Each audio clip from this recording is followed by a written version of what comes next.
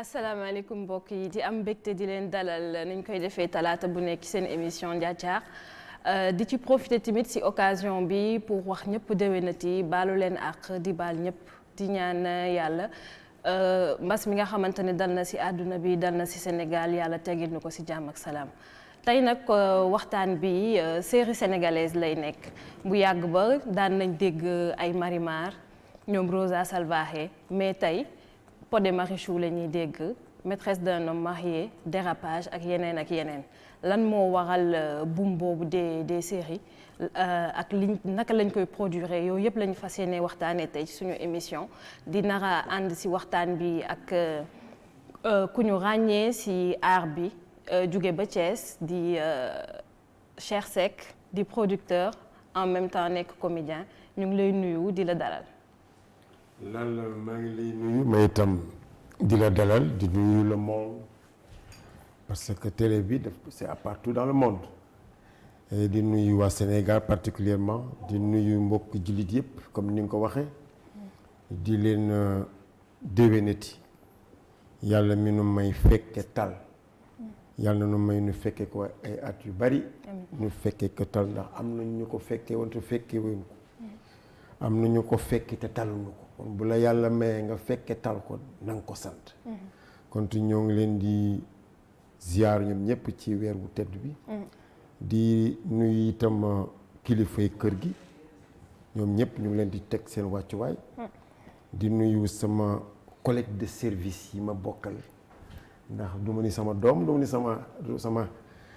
sama collègue de service la di sama xarit di sama rakk itam ñu am ay relation yu rafet di nuyu koo xamante ni sama cousin la le professeur monsieur Ndiaye Badou fii la ñu xamante mu ne ma Seck ma ne ko Ndiaye ndekk suñu ñaari maama bokk ndey ak baay mbokk feeñ kon Njaacaar am na lu mu indi tey feeñal na mbokk di la nuyu yow itam Lalla di rafetlu itam sa émission ñu yàgg ko suivre mu am solo lool yàlla nañ ci yàlla defal ndam ba li nga xamante ni moom nga yaakaar ci ñun ba invité nous qu'on puisse répondre à vos attentes. alhamdulilah merci beaucoup. keneen ki ñuy àndalaat ci waxtaan bi mooy Pape Omar Diop ñu ko gën a xam ci Pod moom acteur la aussi nekk na tamit producteur ak scénariste ñu ngi lay nuyu Pod di la dalal ci plateau bi.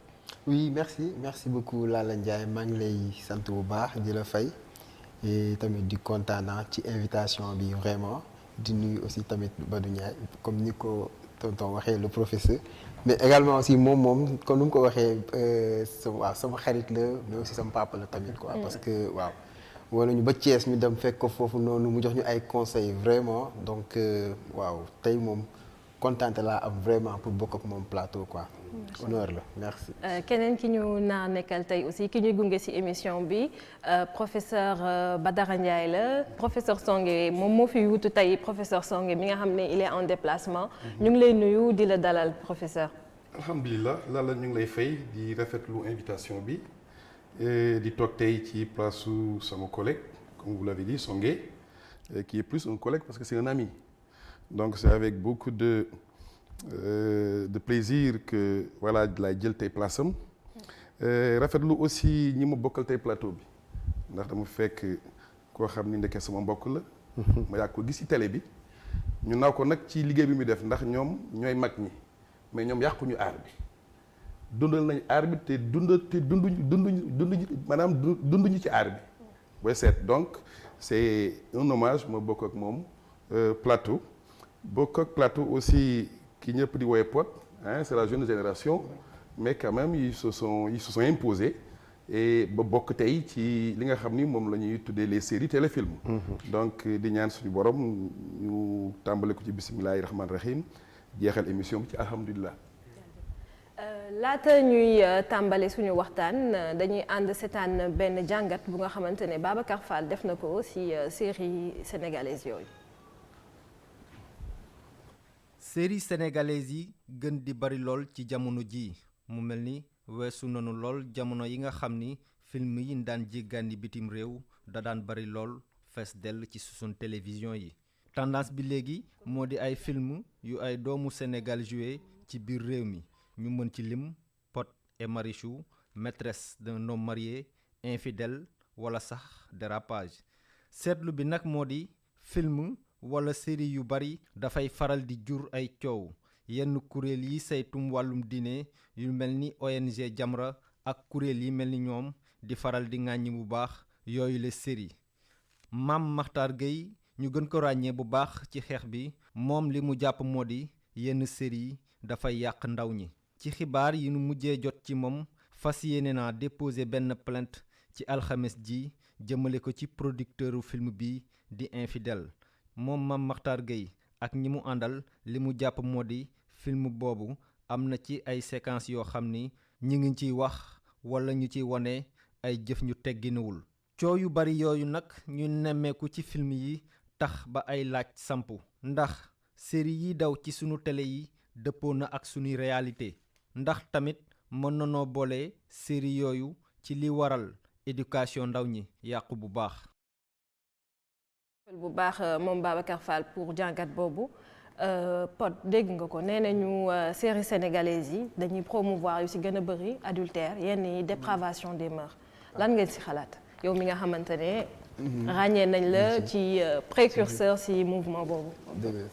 Bon pour man jugement bi c'est un peu trop sévère pour dire que dañuy promouvoir loolu parce que man mi ci nekk en tant que scénariste également tamit di def un peu direction artistique tey jii nii à chaque fois que ñuy préparer benn contenu mësuñu ko préparer di ci xalaat yàq wala di ci xalaat détourner ay nit wala lu bon. À chaque fois que ñuy bind on essaie de voir à chaque fois ban jàngat la ñuy mën a am à la fin. te souvent li ñuy bindee ci scénario maanaam sooy teg sa scénario souvent finalité bi moo ci am solo parce que dëgg la dina am ñu bon ci film dina am ñu baax parce que yaakaar naa ne su ñëpp baaxee ci film du am sens. kenn du ko mun seetaan quoi donc du am ay retournement de situation. tey jii nii à chaque fois ci scénario day am benn fil conducteur boo xamante ne à chaque fois dina am benn élément déclencheur wala dina am benn élément perturbateur boo xamante ne mooy créer problème ba à la fin ñu xool acteur principal bi naka lay dem ba régler problème bi. donc loolu à chaque fois problème yooyu noonu ñuy teg ci scénario mooy indi des fois ñuy jaay di gis des fois loo xamante ne day safaanoo mais à chaque fois que ñu wane dara ça ne veut pas dire que actuellement ñu ngi wane lu bon rek ci saa si ñii nii dañoo bëgg yóbbu nit ñi si lii donc. À chaque fois que suñ tegee dara nañu xaar souvent vers la fin ñu xool kii nii nga xamante ne mi ngi nekk def lu bon fan lay mujjee man pour man jugement bi doon na nekk ci par exemple ci série commencé ñu may équipe bi nga xamante ne ñu ciy liggéey ñu xool ñii fan lañ bëgg jëm parce que ñun dal nañu ci Pod et Marichou joué nañ ci ak ñoo xamante ne dañoo nekkoon ci ay secte mosuñu sax tudd ban type de secte la mais nit ñee ñëw ne non ñii dañuy promouvoir franc-maçonnerie alors que soo xoolee ci biir film bi dem nañ ba à la fin soo xoolee saison 3 ki si nekkoon chef secte bi dafa mujj dee donc seen secte bi tas. donc te à chaque fois foofu noonu li ki nga xamante ne moo ci moomoo acteur bi moom la moo si doon incarner le bien à la fin moom moo mujjee gagné donc à chaque fois chose dit souvent on essaie de faire de telle sorte que lu baax li mooy mujj maintenant nag c'est vrai que des fois. Dina am peut-être yenn yoo xamante ne mën na choquer nit ñi seetaan wala déranger un peu donc yooyu tey c'est à nous parce que ñu dañ koy def des fois ñu teg benn séquence boo xamante ne peut-être séquence bi lii la laajoon mais après on se dit ok peut-être suñu xoolee au montage des fois daf ñu dalaa ñu gis peut-être ku jigéen ki nu mu toogee baaxul wala fii dafa xaw ëpp ñu ne ok donc ñun au montage ñun dañuy njëkk wàññi li nga xamante ne on se dit que day mën na yàq wala mën na choquer. Après maintenant nag rendu final bi damay am njort bu rafet que muy ñun que muy bépp producteur bu nekk fii au Sénégal parce que liggéey bi metti na donc je me dis yaakaaruma nit dina jéem a liggéey pour def lu bon franchement. tonton Cheikh lan nga ci xalaat. bon série sénégalaise yi ban jàngat nga ci gis yow mi nga xamante ne yàgg nga ci théâtre yàgg nga ci art bi tey jii ban jàngat nga am ci série sénégalaise yi nga xam ne am na boom ñu bëri jàpp nañ ne day yàq jeunesse bi.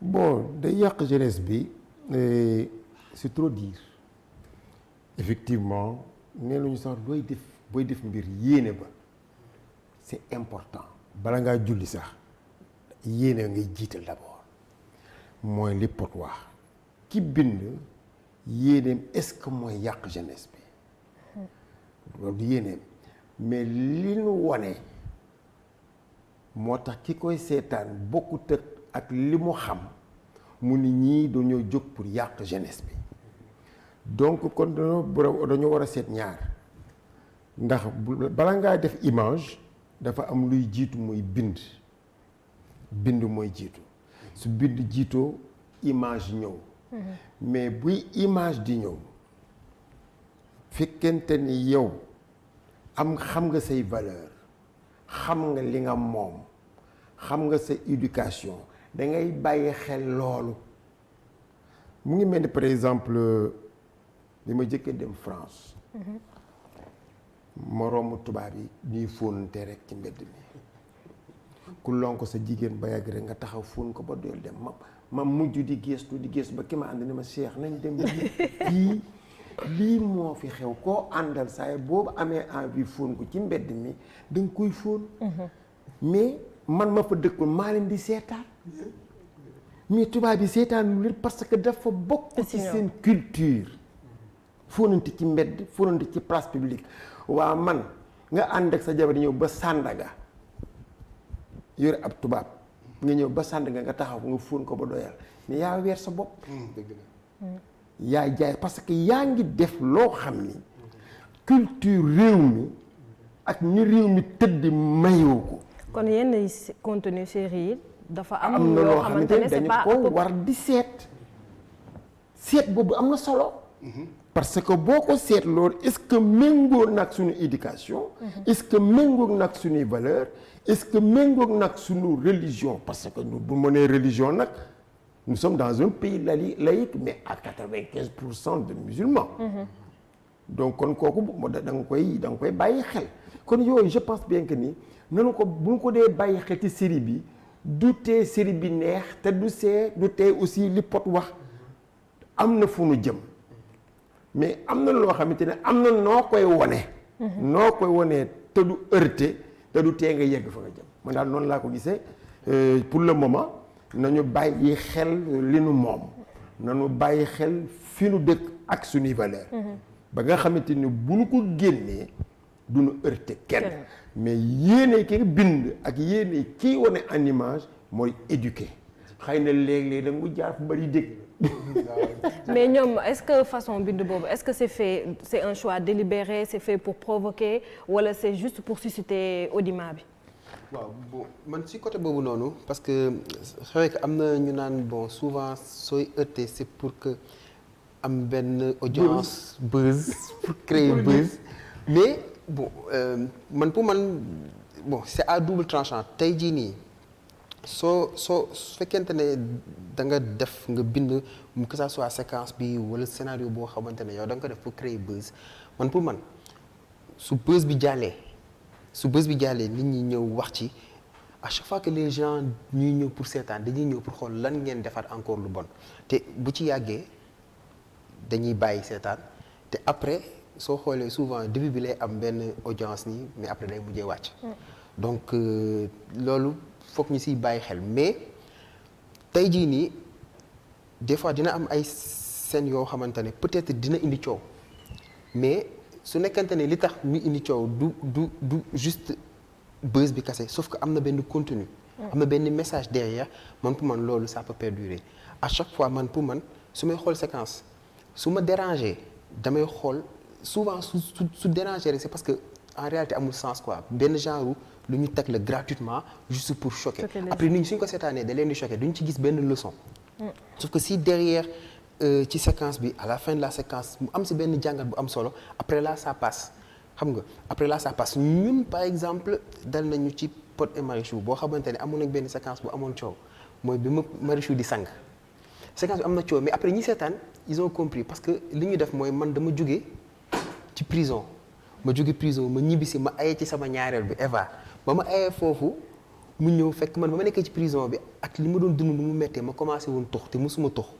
Eva na ma yëg ma gis ma yor cigarette mu yuuxu ma ne ma la moo tax ngay tux.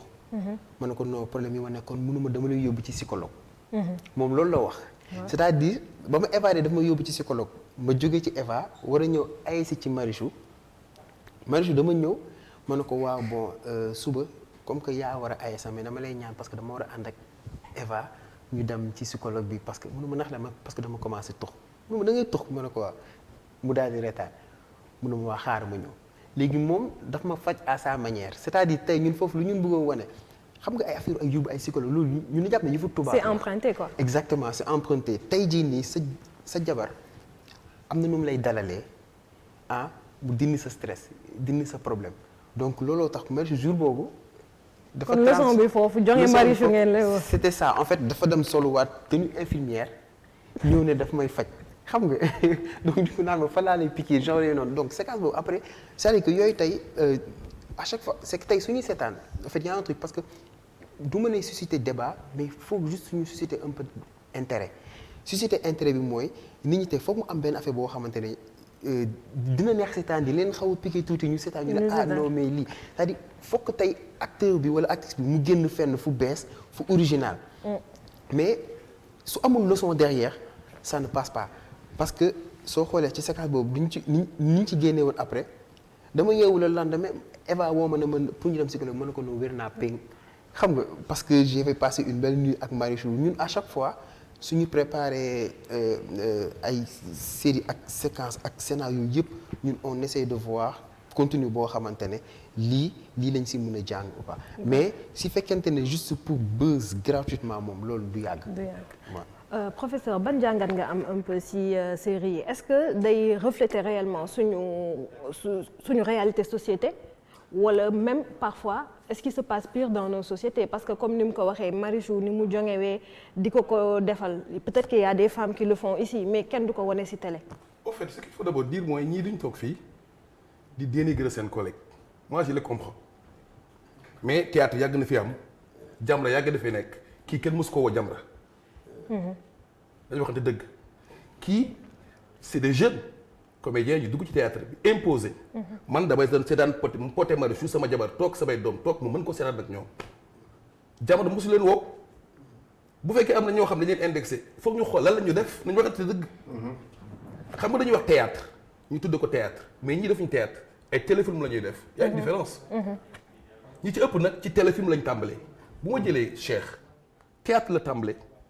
def théâtre il y a une scène il y a des spectateurs boo déggee théâtre national Daniel Sorano c'est un théâtre ñu bañ mën fa jouer théâtre l'os de Morlam dañ ko jouer théâtre c'est une pièce de théâtre nit ñi toog seetaan ko am ci luñ ci jàngee l'exil d'Albodi ça c'est du théâtre téléfilm bi mu xewee yàggul un peu xaw na yàgg quand même parce que c'est une production audiovisuelle et c'est destiné à la télé loolu mooy indi problème à l'origine originellement c'est des studios de télé ñoo doon produire les téléfilms léegi la am des producteurs indépendants dugg ci biir loolu moo indi problème bi lan moo leen ci dugal et moi am un philosophe je suis professeur de philosophie qui s'appelle Arthur Schopenhauer qui dit en français je le traduis ne pas se rendre au théâtre c'est comme faire sa toilette sans miroir nee na bañ a dem théâtre bañ a dem seetaan théâtre dafa mel ni nga def sa toilette sans miroir donc théâtre dafa doon miroir pour yow boo seetee de théâtre dafa am loo ci war a jàngee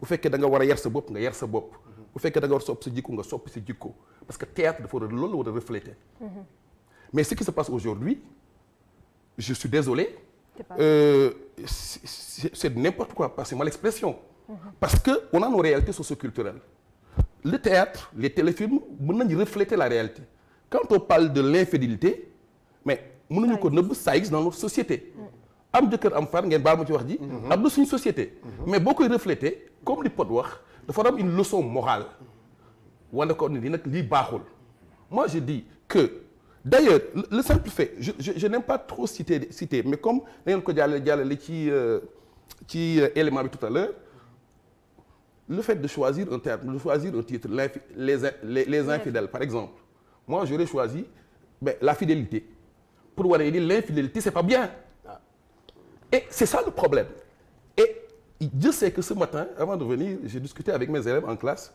un peu sur la question de cette série-là mais un élève m'a dit mais ce qui le dérange mooy ci biir émission bi imaginez c'est de la provocation ñaata tur jigéen ñoo fi am bëri na Sénégal pourquoi nga choisir benn tur bu sell pour ne pas le citer.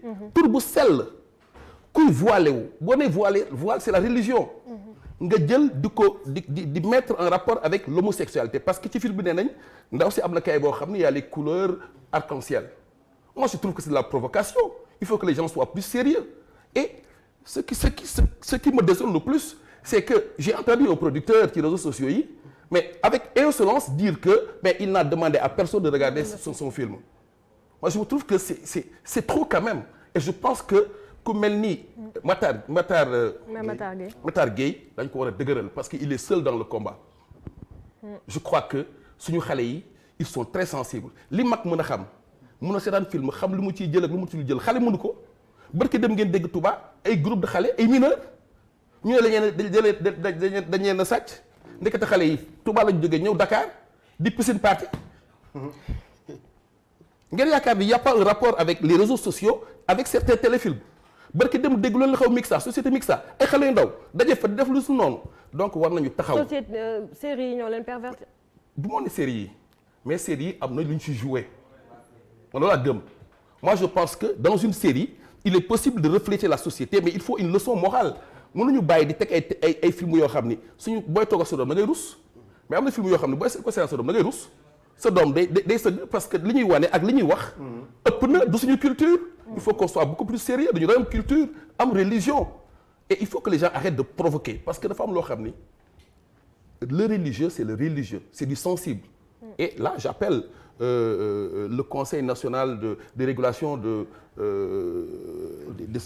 l'audiovisuel il faut que ñu taxaw quand même parce que am na ci yoo xam ni li mu mën a jur kenn xamul fu mu mën a yem donc jàpp naa ni ñii yàgg nañ ci théâtre bi Cheikh Seck il est enseignant avant de faire du théâtre donc il n'est pas entré dans le théâtre pour vivre du théâtre parce que bu dul théâtre il vit et qui dit enseignant dit éducateur kooku doo ko dégg mu def lu ñaaw ci théâtre jomb na ko mais ñi ay xale lañu mais seen théâtre mais dafa amoon buzz maanaam du buzz boo xam ne dañ ko chercher de manière négative mais parce que dañu jouer lu neex loo xam ni am na sens c'est y a de l'amour y a tout nga koy toog ak sa famille di ko seetaan kenn mosu leen dégg ci ay affaire du caaxaan donc dafa am benn ñaar ñetti émission yoo xam ne ay téléfilm ñoo fi créé polémique donc il faut ñu am courage wax ko il faut que les gens soient beaucoup plus sérieux et donc yéen da ngeen ci am par responsabilité parce que tamit dañuy maas noonu ngi dañ leen ci boole te pourtant il faut faire la part des choses il y a des gens qui font de bonnes choses mais am na si ñoo xam ni c'est de la provocation je suis vraiment désolé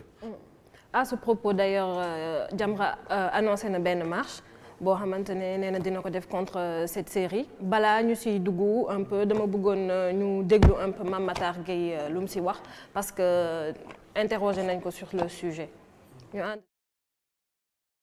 waaw d'abord dama bëgg leeral ni ñun Jamra wootewuñu tarixa wootewuñu daayira wootewuñu diine moo tax léeg-léeg bu ma dégg seen natango yi di wax naan waaw ils veulent s'ériger en gendarme de la morale en directeur de la conscience loolu yaakaar naa yàpp Sénégalais yi la ak ñàkk leen respecté di bëgg askanal lay Jamra yooyu intention ñun suñu taxawaay du dara lu dul taxawaay talibé comme waa ASCOSEN nii ñi la di saytu produit de consommation yi potu tomate yu périmé yeeg te nar a lor nit ñi ñun de la même manière am nañu droit en tant que consommateur jàpp ni que du ceeb bu bon beeg tomate bu bon bii dugg suñu biir rek mooy produit de consommation dérive audiovisuelle yi dugg di posone yóoru xale yi ay produit de consommation la suñu taxawaay loolu rek la am nañu droit alerter am nañu droit bu ñu gisee lu bon yuuxu ba fu ñu baat yam nag kuñ ci fekk ñu ngi ci kuñ ci fekkul ñu ngi ci léegi ñi ngi wax naan producteur beeg réalisateur bi c'est leur gagne-pain ils ont investi hein seen œuvre la mais kii jaay yamba il a investi di lor yi nit di yokk insécurité yi ci dëkk bi ak Nicolas Déon di daw canal di wane sous forme de dessin animé ay góor jigéenu xale pour tàmmal xale yi ngóor jigéen ils ont investi c'est leur œuvre aussi waaw ndax war nañu topp rek ay ils ont investi ba ku nekk lu la neex nga jóg poson bu la neex nga fab ko tuur ko ci kaw askan bi alors yàlla dimbali nañu nag ba nous avons été entendus par l'État parce que ñun suñu cible du infidèle rek yeneen support yi banaliser ngóor jigéen te ngor bu diine bugg ko l'islam condamné na ko 18 fois suñu téere mbokku chrétiens yi ci Lévitique nee na coucher avec un homme comme on couche avec une femme c'est une abomination loolu nga di ko dugal di ko def série poson la kon voilà ce que nous entendons par poson mooy lépp luy yàq jikko yi di jalgati valeurs yi fi diine ji samp ak mag ñu baax ñi alors kenn koo xam ne aji way gëm nga amuloo droit di ko seetaan alors bu ko defee nag maa ngi leeral ne itam ñun dañu yàgg di kaas depuis jamono Cheikh Tidiane Diop yàlla na ko yàlla yërëm di ràññeeku bu baax ci série Daaray Kocc te daan daw RTS yàgg nañ di kaas les textes sont là pour que état seetaat taxawaayam vis-à-vis des créateurs et des producteurs audiovisuels ñun jàpp nañu ne non seulement état daf leen war a encourager mais état daf leen war a soutenir parce que les productions audiovisuelles sont des outils très puissants pour l'éducation des masses à condition ñu viser une finalité sociale positive wax naa ay yoon Cheikh Tidiane Diop ni mu génne xale yu bari ci drogue ndax séréem bu am solo boobu nga xam ne daf ko inspiré ci long métrage boobu ñuy wax Bax Yamba xale yu bari seetaan série ba 11 épisodes jeex di jooy jéppi seen bopp daal di ci jëlee jom ba soppeeku ba bay yamba waaye nag série yii nga xam ne sous prétexte que dañuy refléter réalité sénégalaise waaye réalité la waaye da nga ko war a refléter ba noppi nit ki jële ci yaddaange waaye nga refléter ko ba noppi nit ki jële ci ñàkk jom di gëm ne njaaloo dara new ci di gëm ne am jëkkër am far dara new ci ba pare di gëm ne ngóor jigéen Jamra dañu rëy làmmiñ ndeke aayul waaw loolu on les combat alors loolu waral nag mu tuddati état bi ubbi na ñu ay buntam jox nañu instruction le directeur le président du CNRA le conseil national de régulation de l'audiovisuel Babacar Diagne mu recevoir ñu incha allah alxames le 6 à 11h ma dellu di leeral ni itam ren Jamra wéetul ci xeex bi contrairement ak li fi xewoon ci maîtresse d'un homme marié ñëpp di ñu seetaan bi këru diine yu bari ay kàngam jóge nañ fa fàq ñëw ne dañu bëgg a nekk ay co-signataires ci plainte bi mënuma lim ñëpp moo tax du këyit rek la ñuy jox Babacar Diagne déedéet dañuy jël ay extrait vidéo ci producteurs yi turum leen seen bopp filmeel ko seen bopp di ci daganal ngóor jigéen di ci rafetal ay kaddu yu ñaaw ak loo xam ne dañuy kañ ak di def la promotion de l'adultère et l'apologie de la fornication. Pod dégg nga ko Mame Matar nee na cible c'est pas seulement série à polémique boobu di infidèle nee na aussi yeneen production téléfilm yi la yéen jot ngeen si amoon benn problème c'est vrai que plateforme Marodi moo doon produire maîtresse d'un homme marié amoon na problème aussi ak Mame Matar ban sentiment ban appréciation nga am si un peu moom li mu wax nii. voilà bon en fait soo xoolee man lu ma si gis c'est que pour man lépp waxtaan la parce que tey ñi di def série yi ñoom dañuy produire après c'est sûr que tey waruñu am benn liberté boo xamante ne dañuy def lu en fait dañuy def luñ neex.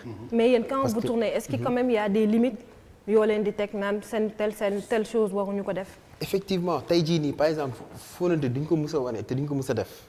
vous le suggérez seulement. waaw non en fait non loolu daf si bokk en fait loolu xalaatuñ ko parce que. non mais yéen a ngi koy suggérer si yenn scènes yi ay. ouais non mais c'est-à-dire suggérer maanaam tey xam nañ ne fii nii nit ñi dinañ fóonante mais ci sutura comme ni ko tonton Cheikh waxee léegi xam nga da ngay dem France nga gis ñuy fóonante si mbedd mais soo demee Sandaga duñ fóonante si mbedd donc ci biir film bi parce que film la foog nga ñu xam ne jëkkër ak jabar dinañ am lu ñu seq mais doo ko wane. ñun duñ ko wane suñu film mais dinañ ko suggérer ba nit ñi comprendre ko sans mu heurter parce que pour man li ci gën a important c'est l'approche bi naka ngay duggee ci sujet bi sans mu choquer am na nu mu ciy duggee nit ñi tamit dinañ comprendre sans nga àgg fenn fii. même par rapport ak termes yi yooyu noonu comme li mu la wax c'est-à-dire ñun tey au sein de Marodi c'est vrai que benn par rapport ak maîtresse d'un homme marié jotoon na am coow mais. et même Pod et Marichou.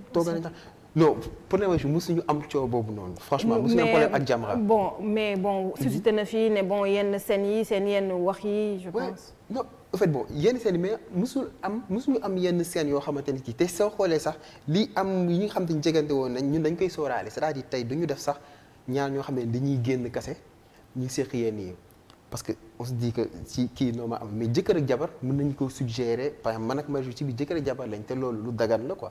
mais duñ ko sax suggérer par rapport ak ci ñoo xamante ne daganul donc tey am na leen loo xamante ne ñun xam nañ ne ñun fii ak fii waruñu ko dépasser parce que comme tamit li bari wax léegi pour film foog nga xool d'abord yow mi koy produire est-ce que yow tey di nga ko mën toog di ko seetaan ak sa waa kër man sama série dama koy seetaan man ak sama yaa ak sama pap chaque épisode je regarde ça avec mes parents ça am si gêne tey jii nii ñun suñu producteur ay doomu jigéen la am te da koy seetaan ak waa këram. donc tey man xam naa ne ci moom ak si ñun suñu équipe à chaque fois que même ak réalisateur bi à chaque fois que ñu ngi concevoir benn série on essaie de voir de telle sorte que lii nii ñun déjà dinañ ko mën seetaan ak suñu waa kër. ba pare léegi comme ñun tey soo xoolee parce que on évolue la production bi ñu mujjee lancé bi génn temps yi muy Karma soo xoolee c'est issu d'une chronique la boo xamante ne nit moo ko bind ba pare. parce que ba dafa am lu am solo lu mu wax léegi maanaam producteur bi di def film la moo ko ci dugal peut-être tey su fekkente ne yow da ngay def juste pour le buzz bon man pour man bon peut-être loolu après di nga am loo ci cherche mais y a pas une histoire ñun tey on tend vers ça. même soo xoolee Karma bi ñu lancé c'est une histoire nit koo xamante ne dafa toog bind histoire ku nit ki lu mu dund parce que xoolee suñu xoolee bànn amul ci dara loo xamante ne tey mën na déranger histoire la boo xamante ne dañ ko bind début ba fin donc là ñu suñ ko jëlee ñu comme que chronique la ñun ñoo koy defaraat sous forme de scénario ba ñu mën ko tourner mais là franchement on essaie de voir loo xamante ne tey nit ñi mën nañ ci jàng lu bari.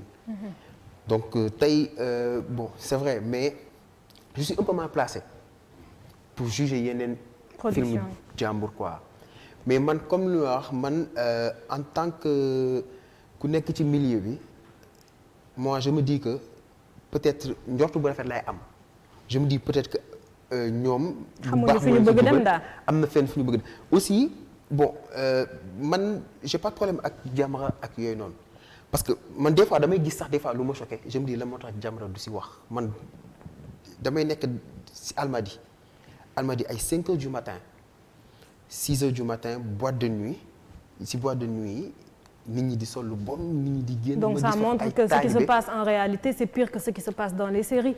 exactement damay gis ay taalibe yoo xamante ne ñi ngi yalwaan si buntu boîte de nuit en fait des fois je me demande la moo tax Jamra du xeex lii c'est-à-dire taalibe yi nga xamante ne ñi ngi taxaw ñi ngi toog di yalwaan parce que man pour man loolu c'est image bu dégradante la boo xamante ne taalibe yi si loolu la ñuy fanaan chaque jour di ci yeew di gis nit ñu bon di sol lu bon di dugg ci boîte di génn. voilà mais tonton Cheikh li ci li Pod lu wax léegi. Jamra xeexam est-ce que warul gën a nekk foofu que muy annoncer marche. mais Jamra pour benn série. man Jamra damay xamal léegi sama frère ab Guèyeen la dama koy tooñ au passage. il n'est pas seul dans le combat. ñun ak ñoom ñoo bokk combat. mais Jamra li muy bañ ñu moom la ñuy bañ. ay jullit lañu am na nu nu yaree ba bëggunoo xam lu bon bëggunoo def lu bon moo tax man effectivement monsieur Ndiaye a raison man bari na jànqeen cay jamono lu mu joué maa ko bind mais quand j'écris un scénario il reflète mon éducation quand j'écris un scénario il reflète ma profession. parce que dama am ay xale yoo xamante ni dama leen di jàngal naan leen lii moo baax lii moo bon mais xam nga wane lu bon pour au finish xamal nit ñi lii baaxul. mu ngi mel ni course. bu athlètes yi ràññee lan mooy seen objectif. jël paie mais bu ni bërit am na faux départ. faux départ am lu ñuy waxaat. dellu si waat leen ci rang bi. mais scénario yi léeg-léeg mu am faux départ. il peut avoir raison peut-être waa ji nga xamante ni am na lu mu wala lu heurte société bi peut-être moom yéenewu ci woon loolu mais da xëy daa def faux départ. parce que xamul gunu lan la yéene ci lii mu wane nii. impact bi waaw. d'abord ensuite est-ce que ni ma ko wanee ni noonu la ñu koy dundee ndax noonu la ko war a wane. parce que li bon lépp soo ko bëggee wane ñu ne da ngaa bon. mais am na nooy wanee lu bon. c'est ce qu'on appelle adaptation. mais dëkk bi am na ñu naan sàngara. ñoo xam ne bu nu reeree pare dañuy solo ba jekk dem ca baar ba dem naani te ay jullit lañu. yow nga bind scénario pour wane ne naan sàngara baaxul mais il faut nga wane koy naan. mais fan lay mujj. c'est ça la finalité.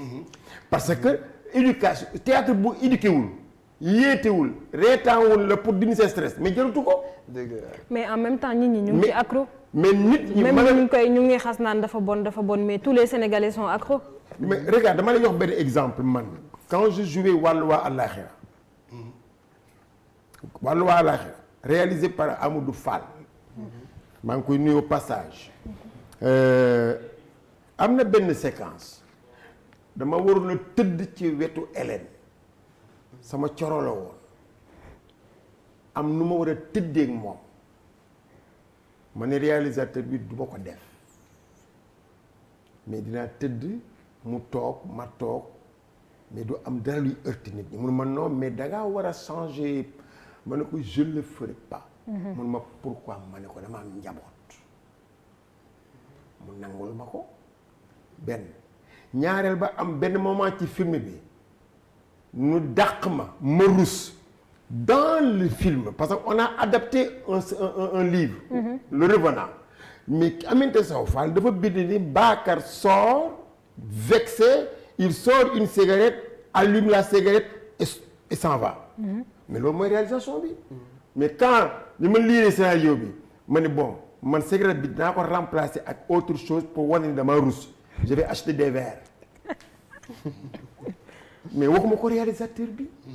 bi ñu defee section bi ma génnee dama rus sumi samay verres def un regard ba ñëpp xam ne rus naa ma àjja réalisateur bi di coupé Cheikh Seck et la cigarette ma ne ko du ma tox mu ne ma ah bon mais on a ek man ne ko sëñ bi man damay wirdu salaatul Fatiha sa film bii te kat moom Tijaan la mais en fait kon dañoo déggoo ci kàddu c'est action boobu man nekk la woon TFM cay jamono c'est ce qui a fait la relation man ak Pape Malick Sy yàlla na ko yàlla yërëm Pape Malick Sy benn bu sëñ Babacar Sy yàlla na ko yàlla yërëm le lendemain il m'a appelé macha allah di loué loolu ma def mais yooyu am na ci yoo xamante ni pour xam na léegi nag téléfilm yi ak théâtre yi dafa wuute il y a le business. est-ce que da ngay def li neex société bi wala kii sponsorisé.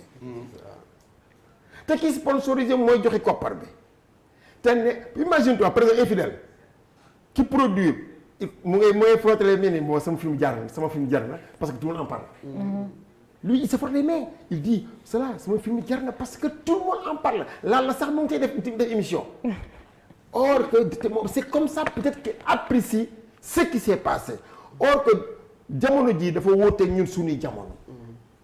internet bi les enfants sont auprès de l'internet xale yi ni ñu manipuler portable yi ni ñu dugg ci internet di am yenn yi ni seetaan télévision bi ñëw yokk ko en fin de compte où allons-nous? donc ñun en tant que comédien en tant que producteur en tant que scénariste en tant qu'éducateur war nañu lu ñuy jox société bi ba lu mu génn nañu ko xool càmbar ko est-ce que parce que Serigne Mansour yàlla na yàlla yokk leeram ma soo musaan dem Tiwaawan ci mbooloo am saa waa jàngi de sa théâtre yi maa ngi koy seetaan mais loolu est-ce que léegi am na non su ma ko mosaan a wax su ma ko mosaan a wax damay tiit ni war naa bàyyi xel davantage sa bopp ndax Serigne Mansour ak ni mu toll bu te kat yàlla na ko yàlla yokku leer amul benn production bu koy réer ci jamono bi muy dund damay ñëw mu ne ma ci sa benn théâtre boo xam caayee nga sol donc ça veut dire donc dañ ils ont besoin de ça mais ñooñu boo leen koy jox kon joxu leen lu leen dul gaañ joxu leen lu dul heurté jox leen loo xamante ni papa maman et les enfants peuvent regarder ça mais léeg-léeg sax ci seen tubaab yi ngay seen film boo xam ne tubaab bi xam nga tubaab bi ñoom da ngay waaru mais tu es obligé de prendre la commande fay ko wala nga sensé l'enfant comprend kenn lii waru ko xool mais nous on doit participer dans ça dans nos écritures dans nos productions nous sommes appelés à éduquer, à montrer des choses te boo xoolee nag boo dee commencer montrer le négatif pour avoir dans le film le positif. loolu mën na nekk excuse-moi un faux débat. dëgg la faux débat. et puis Professeur. jugement waaw boobu dama doon ñëw juste rek rebondir lu mu wax c'est-à-dire en fait gis nga jugement man pour man souvent approche bi c'est important. damay fàttaliku juste benn séquence bu ma xam te ne bokk na si li ma gën a marqué. mooy Babacar sa baay laa. déglu ma sa baay laa en fait loolu daf ma marqué et puis peut-être mën nga seetaan ñu wane benn paa buy rab gars yi naan xam ko xamul mën na ne xoola paa bi di rab. gars ñii dañuy teg film di wane ne ay paa yi dañuy rab alors que en fait la leçon c'était que mais je te coupe pas porte. moment bi may dugal loolu te maa bind pièce boobu de. mais moment bi may dugal rab dans nos pièces boobu am na ci famille yoo xam ne ñu ngi génn seeni doom. seeni kër. ndax dañuy rab. boobu rab demee gul nii. dëgg la. tout ce qui faisait le rap ont été indexés. am na ci ay paa yi naroon a tàqali ko ak seen i doom parce que seen doom day rap. mu dem ba rap di dundal waa kër gi. xam nga lu bon suñu Cheikh Ahmed Tidiane Sy Al Maktoum. yal na yàlla yokk leeram xam lu mu wax. bul bañ sa doom dem club. maanaam boîte mooy club. ndax ñoom club lañu ko tuddee. mu ne da ngay def ci moom yow baay bi.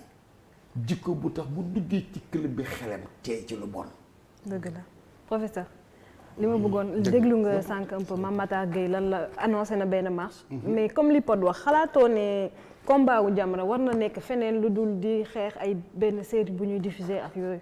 en fait problème yi fi nekk yëpp Jamra da ko mënul xeex je crois que il faut que Jamra derrière Jamra mu am tous les parents parce que gis nga looy def liggéey booy def da nga koy jàng. da nga koy xam théâtre wax na ko sànq xam nga théâtre dafa laaj liberté et ñu bëri nag dañu yem ci liberté bi yaakaar ni ils ont am nañ droit def wane lu leen neex. te xamuñu liberté dafa supposer une responsabilité. tout à fait. liberté rime avec responsabilité donc am na ci yoo xam ni même boo amee liberté bi mais da nga war a dafa war a ànd ak responsabilité. ça me permet d'ailleurs de lancer une pierre dans le jardin de Pod et Marichou. Si je me trompe, je m'excuse d'avance. Non, parce que j'ai écrit un article là-dessus, sur les réseaux, sur Facebook. Parce que li ma fàttali mooy c'était un peintre ci film bi, un peintre mu amoon sa petite amie mais ci biir film bi am na séquence boo xam ni dañuy décider ñoom ñaar dem week-end Saly ci biir film bi. Je crois que c'était Pod et Marichou. Et ça m'a pas plu. Parce que du suñu valeur koo takkul amoo droit ngeen dem week-end Saly nañu waxante dëgg mais ñoom bu ñu ko waree dama guddi googu nelawuma dama xëy bind ci benn affaire pour wane ni du lu rafet du lu rafet ku am sa sœur wala nga am sa doom doo bëgg mu ànd ak faram dem Saly nañu waxante dëgg yooyu la ñuy bàyyi muy dem te yooyu rafetul lii Mame Matar Gueye wax dafa tudd daaray Kocc tudd Cheikh Tidiane Diop yàlla na ko yàlla yërëm. amiin ñooñu yàgg nañoo théâtre ak jamonoy tey am na pièce boo xam ni ki ci nekk ci jigéen bi ma wax ko ci tubaab prostituée la.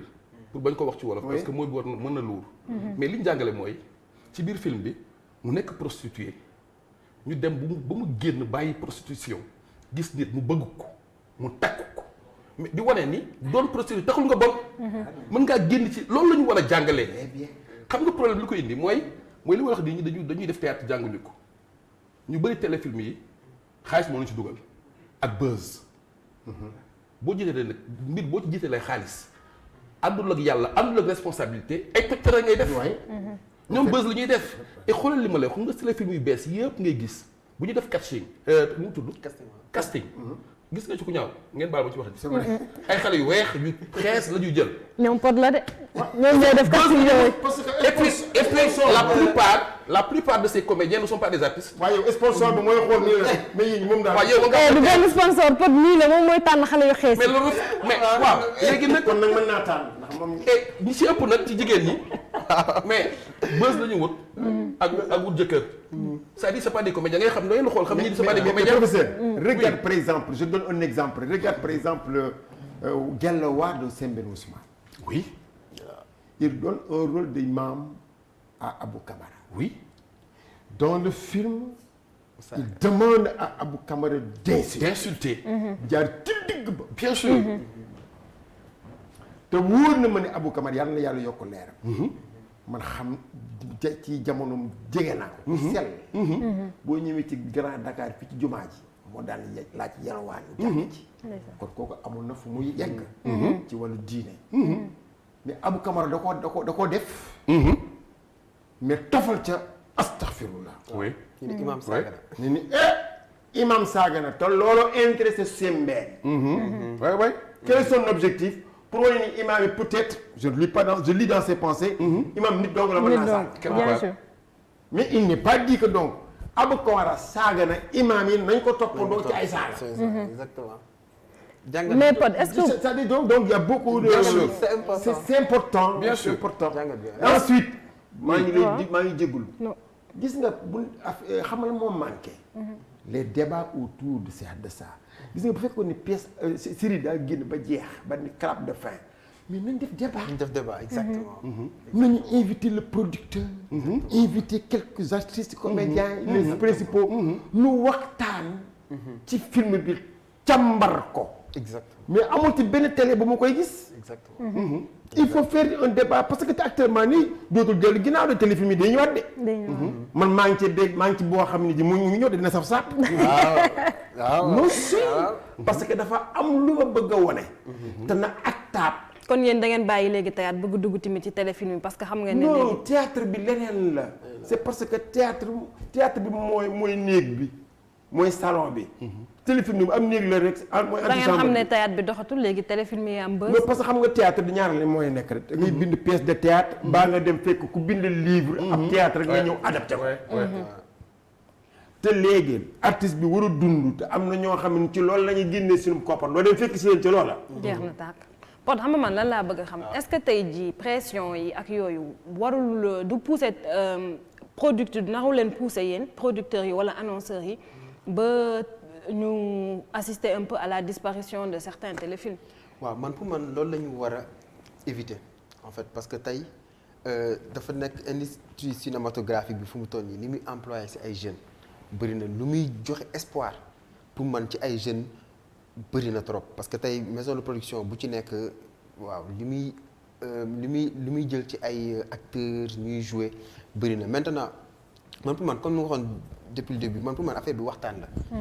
tey j'aurais aimé man j'ai pas de problème avec Jamra comme tamit tonton Cheikh lu mu wax léegi nii c'est le même combat boo xamante ñun ñëpp tey dañ ko war a mener parce que à la fin on doit se demander lan lañu suñu film bi tey fan la ñu apporter pour dire vrai Marichou ñun day recevoir ay appel ay nit yu koy woo naan ko yaa defar sama sëy xam nga ñun on a des retours très positifs ci côté yooyu noonu quoi après on se dit ok ñun tey fi ñu yóbbu Marichou ci affaire yu jógee genre yooyu defar na jigéen ñu bëri parce que am na jigéen ñu bëri yoo xam ne dañu doon xaw a am keste genre yooyu noonu mais wala des fois góor yoo xam te ne dañuy bëgg wax sa jabar yow tamit del yokk fee mais suñu seetaanee Marichou dañuy bëgg a mel ni Marichou xam nga donc am na ñu bëri ñoo xamante ne des fois dañuy woo Marichou naan ko di ko demander conseil alors que Marichou moom day jouer kese réalisateur bi sax la ñu waroon demander conseil parce que moom mooy wax Marichou dafa di tu vois donc tey ñun côté boobu noonu suñu si amee ay retour parce que man ay mag ñu bëri dañ may woo ne ma dama laa bëgg parce que da ngaa yoru li ngay téye sa jabar yi genre yooyu noonu quoi donc man loolu dama siy bàyyi xel à chaque fois non su may joué à chaque fois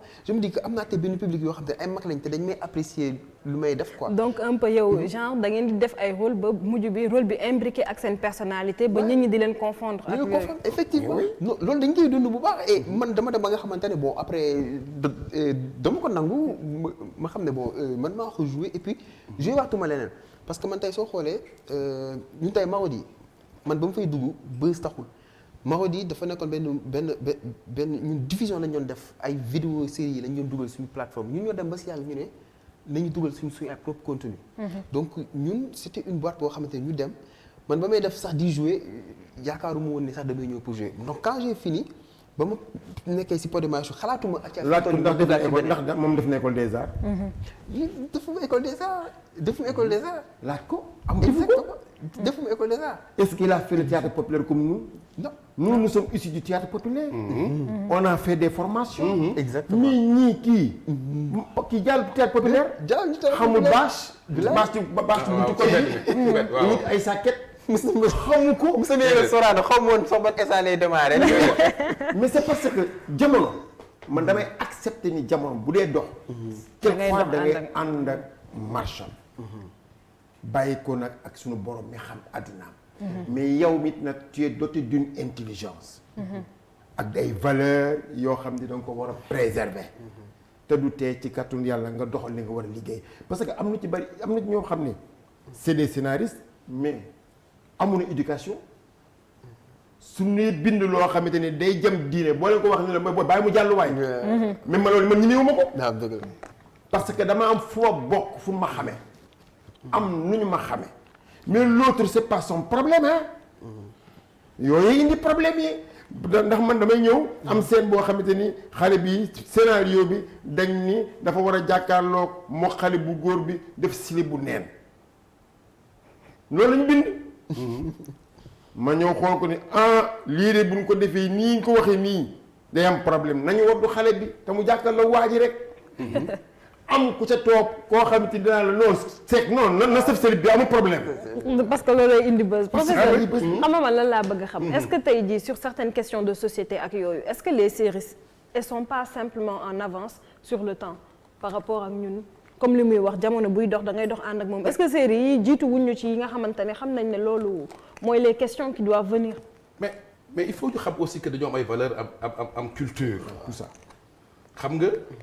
bu ñuy wax affaire une femme libérée l'émancipation de la femme ñun dañu am fu ñu toll jigéen mu am fu ñu ko teg te suñu diine aussi am fu mu teg jigéen donc nous on est en avance tey jii une femme sénégalaise dafa am fu ñu ko teg mais man mënuma ko tuddee leneen lu provocation ba da nga dëkk turu jigéen yi bari na Sénégal nga jël tur bu sell bu mel ni Maam Jaara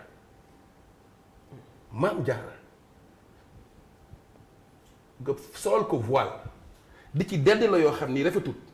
moi pour moi c'est de la provocation.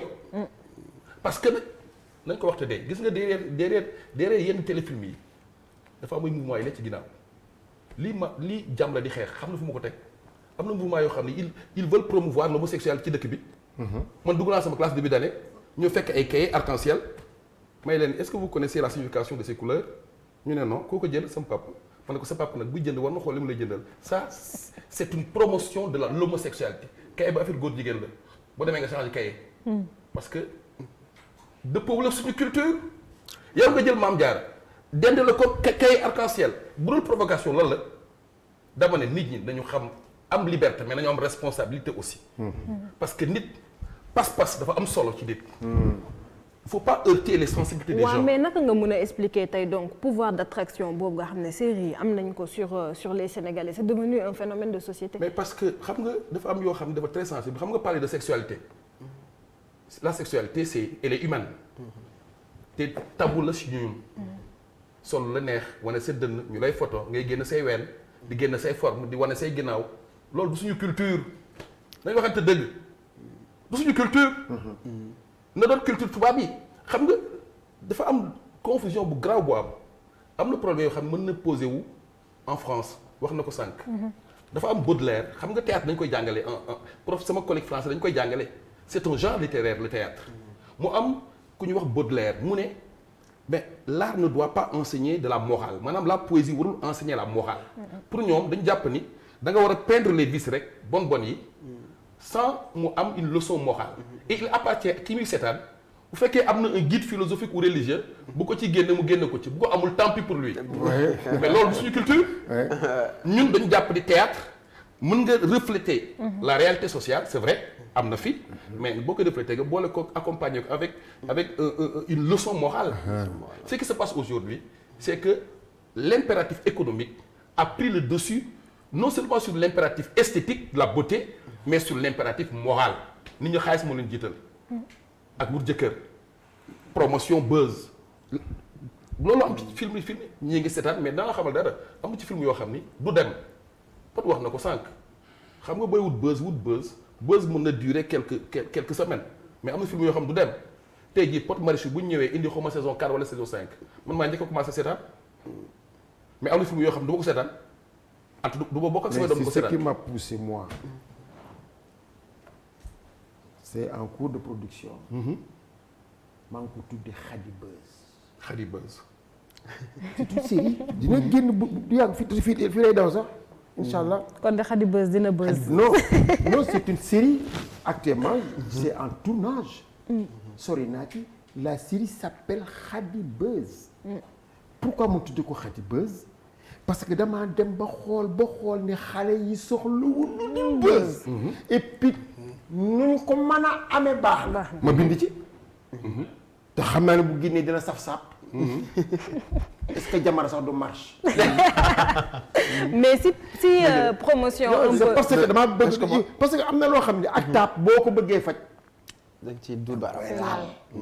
tant que bëttu taab bi duñ ko mën a pansement. donc kay waruñu critiquer. c'est-à-dire dafa am nag très non mën nañu non critique bi sax am baax na. parce que dina tax parce que bu dee màmm boo xëccee ngalaab gi. dina wàññi ardeur am. ñun ñëpp am nañ le sens de la responsabilité par rapport à ce que nous écrivons. Le sens de la responsabilité par rapport à ce que nous montrons aux gens dañ ko cee war a bàyyi xel. ba nga xamante ni du heurter. sensibilité mais dinañu mais junj yi doy na borom xel. imagine toi. ñaari jigéen ñu ànd. dugg ci néeg ni ko ràcc. waa jar naa way la ca biir. déedéet. jarul nga yëgg. xam nañ yemal foofu. bàyyi xel liggéey. waaye ngi ni ràcc. nga dugal caméra ci biir. kenn dung nu dikk Sénégal gii mais yaa indi coow li. kon nañu bàyyi nañu am kersa gi. kersa gi na dugg. nañu ànd kersa gi ñun comédiens yi. nañu ànd kersa yi ñu réalisateur bi ak kiy bind. ak aussi ñi nga xam ne ñoo koy adapté. ndax itam nag mënoo fee jouer lenn lu génn li société bi dund. tout ce que nous jouons c'est dans la société. bu dee kuy njaaloo. kuy naan sàngara. kuy trian. kuy jaay drogue. mu ngi ci société bi mais daa am noo koy wone. mais yéen Pod dafa am ci série yi wax nañ ko léegi yi benn certain type de femme wala benn prototype boo xam ne moom la ñuy faral di gën a wane mooy tout le temps ay femmes yoo xamante ne dañuy xeesal xam nga dañuy xees pecc wala avec de longs cheveux. Comment est-ce que les acteurs sont choisis? waaw bon loolu souvent waaw loolu moom c'est que xam nga ñun bon comme li nga wax nii. dañu koy wax nag Pod et Marichou dañ ci ay xale yu rafet mais souvent tey par exemple pour que. si biir leen jox chance ñu ñaaw ñu tuuti. waaw non xoolal en fait soo nee ñu ñaaw ñu jox leen chance c'est comme si genre ku ñu war a dem casting ne ko da ngaa ñaaw ñoo ñu jël sax man yaakaar parce que jigéen ñëpp mën nañ jàpp ne tamit dañuy rafet. mais en fait c'est que ñun tey des fois si biir scénario bi mën nañ jàpp ne tey suñu waree jouer nekk benn góor dafa nopp xale bu jigéen bi ba dof xale bu jigéen bi foog mu am nu mu mel comprendre donc loolu tamit des fois waaw si lay bopp mais également tamit gis nga ñi di seetaan góor ñi ñu si bëri am na si ñu bëri ñoo xam dafa am leen di attiré am nañ nit ñoo xamante ne ñoom dañuy seetaan série parce que dafa am ay xale yu rafet man ñu bëri ñu may interpellé lu ma loolee mu njëkk wax mais pour xale yu rafet foo leen jëlee wala ay diw genre yooyu donc am na ñu xale am na ñoo xamante ne loolu moo leen di attiré après nag suñu seetaanee ci biir dañuy jéem a comprendre histoire ba nu mu demee mais d'abord xale yi ñoo leen di njëkk attiré ñu toog donc yow tamit boobu c'est vrai moi aussi tamit c'est beau tey nga def sa benn affiche waaw def si benn xale bu rafet mu taw nii xam nga yow tamit dafay jaay film comme ni mu ko waxee am na yenn sponsor yoo xamante ne tey par exemple suñu gisee xale bi am na teint bu rafet ñu ne kon kaama mënul nekk teint bu rafet ñuul mënul nekk teint bu rafet non si c'est possible parce que tey soo xoolee ñun tey soo xoolee kon man sa film yi gis ma si kenn ku ñuul non si am na Chabi dafa ñuuloon sama sœur bi dafa ñuul mais ñoom bokkuñu ci ñi feeñ fës bokkuñu ci pour nekk en première ligne mais loolu dafa tombé ñun tey amuñu benn discrimination franchement en fait amuñu benn discrimination mais c'est souvent nit ñi ñooy jàppee lu rafet lu xees xam nga mais ñun souvent duñu def benn discrimination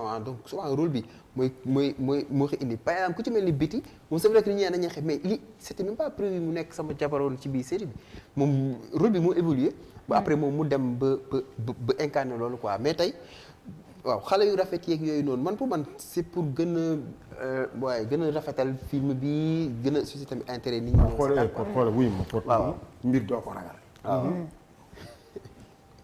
lu rafet. moo gën lu ñaaw. d'accord naa. mais ki ñaaw. ki nga tudd nii dafa ñaaw. yow yaa ko tudd nii daa ñaaw. wala kii tudde ko ni kii daa ñaaw.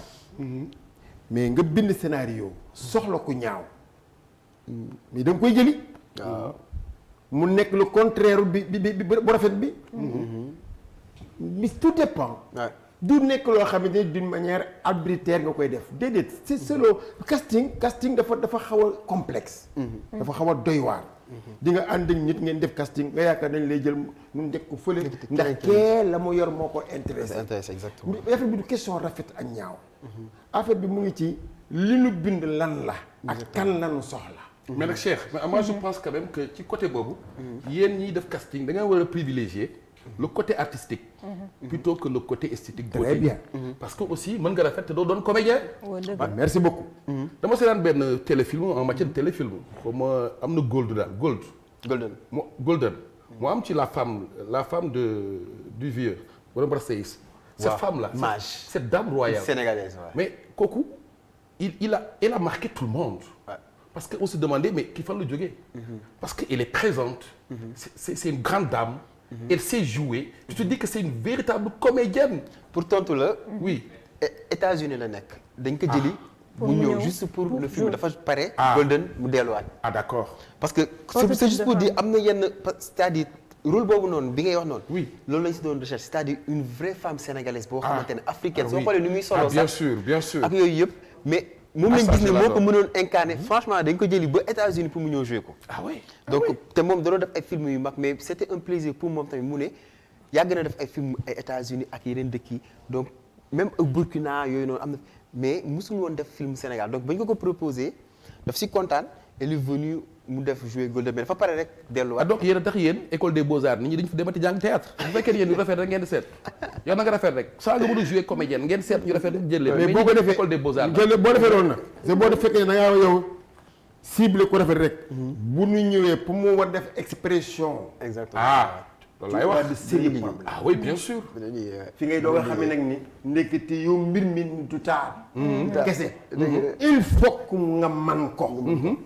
parce que rafet taxul nga mën a jouer. dëgg la c'est que fii c'est que ñun suñu problème fii. man pour man loolu la ñu war a def sa école de cinéma. fii soo xoolee ñi ñuy wax ne que def nañ ko ñu si bëri théâtre bi lañ def. théâtre bi lañ jaar. ñi jaar théâtre nag ñooy am ñu ëpp atu. oui bien sûr ñu musul kii. ñu ëpp atu mais. man bon des fois tamit ñi def théâtre benn problème kese nga am ak ñoom. su ñu nekkee ci seen bi du ñu xam ne ñuy waxee dañuy yuuxu rek dañuy yuuxu donc des fois. foog nga canaliser leen un peu. wax leen ne que ok fii sa voix dafa war a wàcc fii dafa war a yéeg. émotion bi yoon mais c'est sûr que ñoom tey ñuy ëpp ay acquis. parce que jaar nañ théâtre tàggat dañ leen tàggat foofu bu baax quoi mais man pour man école de cinéma pour que acteurs yi parce que ñu bëgg devenir ay acteurs dañu bëri. mais école de cinéma lañ am mais aussi des fois il arrive. benn profil nga soxla ko. ku mësul jouer sax ci moom nga koy gis. parce que moo gën a jege rôle bi. loolu des fois ça arrive. après soo ko jëlee nag c'est vrai que dina am benn travail ci côté direction bi. mais loolu moo tax casting yi ñu koy def. parce que mën nga jël kenn ku mësul jouer. nga test ko di xool est-ce que ça va dina la mën jox dara. su la mënee jox dara après nga ne ok kii après su ma ko travailler. dina mën a dem. mais c'est vrai que tey des fois dina am ñenn ñoo xamante ne. dañuy bëgg jouer kese rafet kese ñun casting nañ franchement casting nañ ñu rafet. ñoo xamante ni ñii seen prestation suñu taxawee. non da nga naan ñii dañuy toj mais dañ leen kese ñu xool ne ñii soo naree liggéey ak moom dañ fiy yàgg. ok ñu bàyyi waaye. luy ñëw nee nañ y a pas de respect de certaines normes cinématographiques ak yooyu donc bëggoon naa ñu déglu un peu l'avis d'un jeune réalisateur qui s'appelle Moustapha Fall bu ñu jël un peu ñu xool lan lañ siy wax. je pense que cinéma dafa am fu mu tolloon day évoluer aussi te instant bi dafa am fu mu toll donc voilà évolution bi c'est dû à ni cinéma di màggee par rapport ak industrie bi am fii Sénégal donc li ñu mën a noter mooy dafa nekk industrie boo xam ni mi ngi gën a màgg et que am nañ yaakaar ni bientôt mën na nekk industrie bu mag quoi. cinéma dafa ànd ak liberté en fait bu fekkee da ngay def cinéma et que àndul ak liberté des fois dafay xaw a am blocage pour que nga mën a extérioriser ses idées par rapport ak exactement film wala série bi nga bëgg a def. En même temps aussi je pense que cinéastes yi aussi tamit am nañ part de responsabilité par rapport ak éducation xale yi comme parents yi aussi ni ñu amee part de responsabilité par rapport ak éducation xale yi parce que d'habitude ñi nga xam ne ñooy seetaan série yi la plupart ils ne sont pas instruits donc li ñuy gis rek amaana moom la ñuy def quoi donc je pense que cinéastes yi si boppam que ça soit muy les réalisateurs que ça soit muy les scénaristes ñoom am nañ part de responsabilité par rapport ak contenu yi nga xam ni moom la ñuy jox téléspectateurs yi. mën na indi njeexital parce que boo xoolee am na âge booy toll li nga gis si télé rek la ñuy seetaan mais au temps dañu leen gis mooy novelas lañ doon xool et que novelas instant bi nii série sénégalaise yi ñoo tax instant bi gars yi seetaan nañ ko parce que ñu ngi ñuy jox ay contenu yoo xam ni ñu ngi koy xool mais contenu yoo xam ni au moins dafa war a refléter la société sénégalaise mu bañ a nekk loo xam ni aussi xale yi dañ koy xool di def naka su dul noonu en fait donc il va falloir un peu ñu réfléchir par rapport ak contenu bi ñuy joxe bi nga xam ni xale yi que ça soit xale yi ak mag ñi ñoo koy seetaanandoo donc il va falloir ñu gën si réfléchir xool exactement contenu bi pour que buñ koy mën a xool ñun ak suñu famille ñu bokk toog xoolandoo ko parce que seetaan série boo xam ni amaana dañ siy wax lu ñaaw c'est un peu compliqué nga toog ak sa parent di ko seetaan donc loolu aussi mën na am njeexital par rapport ak si société bi ak par rapport ak ñi koy seetaan quoi. D'une part dama koy comprendre mais d'autre part cinéma amul culture cinéma amul religion donc bu fekkee da nga war a da nga dem bay def cinéma culture ak religion nekk barrière dafay xaw a compliqué mais dañoo am suñu réalité bopp en fait donc bu fekkee dañuy def loo xam ni àndul dëppawul ak diine dëppawul ak culture ça va être un peu compliqué ñi nga xam ni ñoom ñooy nekk si côté religion ñu percevoir ko comme ñun ñu koy percevoir donc toujours dafay am divergence quoi donc c'est normal que ñoom ñuy porter plainte et que ñuy wax par rapport ak yenn séquences yi nga xam ni ñu ngi koy jàllale c'est normal que aussi yenn réalisateurs yi wala yenn scénaristes yi ñuy extérioriser seen idée noonu parce que noonu dafay am continuité par rapport ak série bi mais c'est normal que ñoom ñu gisee noonu parce que xam na amaana dëppawul ak religion wala dëppawul ak suñu aada quoi. jërëjëf Moustapha Fall tonton Cheikh naka nga gisee li mu wax ban réaction. c'est-à-dire li mu wax mooy li mu fi wax. waaw mais c'est le professionnel qui parle. par rapport ak li mu jàng mooy réalisation.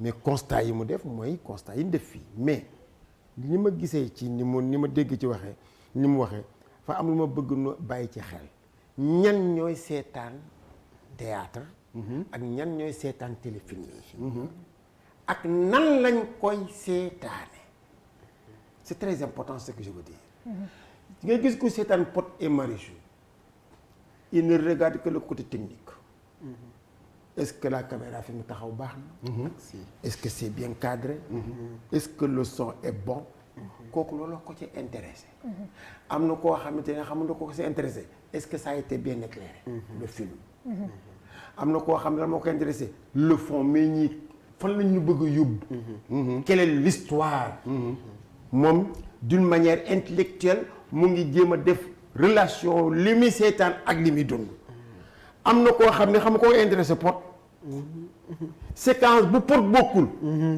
intéressé wu ko mu ngi ci portable am bu Pod génneew mu ça veut dire donc nit ñi dafa y a plusieurs manières de regarder un film am na koo xam ne il regarde un tout day boole yëpp toog di ko seetaan t'as vu mu ngi xale yi tuuti yi jeune bi donc moo leen intéressé xamul côté technique xamul dara donc je pense bien que ni yooyu nag soo dee bàyyi xel su fekkente ni da ngay def production da ngay bàyyi xel ñoom ñëpp parce que kii réalisateur bi nekk ci ki nga xam ne réalisation donc la jàng da nga koy bàyyi xel ki nga xamante ni caméraman la da nga koy bàyyi xel mais liñ ci mën a wax daal moo di mbir yi dafa changé jamono moo changé les choses ont bougé ça veut dire quoi la production elle est devenue industrielle te mënoo def production te amoo xaalis